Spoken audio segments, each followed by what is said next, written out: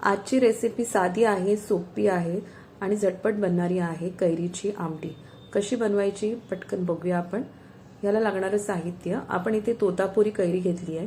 ही घेण्याचं मागचं कारण ही आंबट गोड असते, त्यामुळे ही घेतली आमटीसाठी तर सर्वात उत्तम. आपण आधी सालं काढून घ्यायची आहे.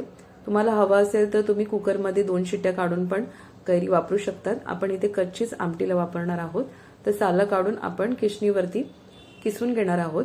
तर सर्वात बारीक जी बाजू असते त्याच्यावरती आपण बारीक किसून घेणार आहोत, त्यामुळे कैरी पटकन शिजते.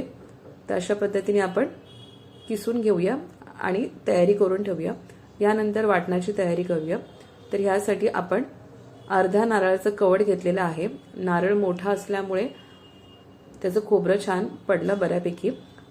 तर अर्धा कप किंवा अर्धा नारळाचं कवड आपण इथे नारळ घेतलेला आहे. 1 हिरवी मिरची, 5 ते 6 लसूण पाकळ्या घातलेल्या आहेत, 1 इंच आलं घेतलेलं आहे आणि 4 ते 5 बेडगी मिरच्या घेतल्या आहेत. तुमच्याकडे बेडगी मिरची नसेल तर लाल तिखटही वापरू शकतात. तर 1 चमचा लाल तिखट इथे घ्या. यानंतर आपण इथे 1 चमचा तांदळाचं पीठ घेतलं आहे. हे घातल्यामुळे आमटीला दाटसरपणा खूप छान येतो, तर आवर्जून घालू शकतात, त्याने चवही छान येते. आणि 1 छोटा चमचा आपण इथे धणा पावडर घेतलेली आहे. 1 वाटी पाणी घ्यायचंय आणि छान बारीक असं आपल्याला वाटण करून घ्यायचंय. फोडणीसाठी आपण जाड बुडाची कढई घेणार आहोत. त्यामध्ये 1 चमचा तेल घेऊन 1 चमचा आपण मोहरी घालणार आहोत. मोहरी छान तडतडली की अर्धा चमचा आपण मेथी दाणे घालणार आहोत.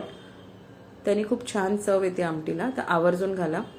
यावरती 4 ते 5 कढीपत्त्याची पानं घालायची आहेत. कढीपत्त्याची पानावरती आपण 1 छोटा चमचा हळद घालायची आहे. तुम्हाला हवं असेल तर तुम्ही वाटणामध्ये घालू शकतात. फोडणीमध्ये घातल्यामुळे आमटीला छान रंग येतो. अर्धा चमचा आपण इथे हिंग घातलेला आहे आणि यावरती वाटण घालायचं आहे. तर थोडं थोडं करून घालायचंय. तर यानंतर आपल्याला जेवढं लागेल तेवढं पाणी आपल्याला इथे ऍडजस्ट करून घ्यायचं आहे. म्हणजे आमटी किती पातळ तुम्हाला हवी आहे, तर मिक्सरच्या भांड्यामध्येच पाणी घालून लागलेला जो मसाला होता तोही मी इथे वापरलेला आहे. छान ढवळून घ्यायचंय. जास्त पातळ बनवू नका, मध्यमध्ये दाटसर थोडंसं ठेवा, त्याने चव खूप छान येते आमटीला.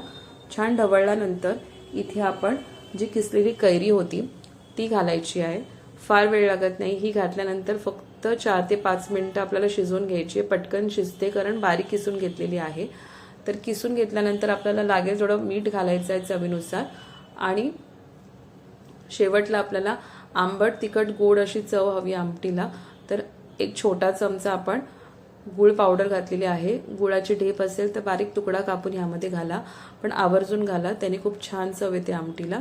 तर यानंतर छान उकळायची आहे. छान उकळून घेतल्यानंतर थोडी मंद झाली, दाटसर होते ही, कारण आपण तांदळाच्या पिठाचा वापर केलेला आहे.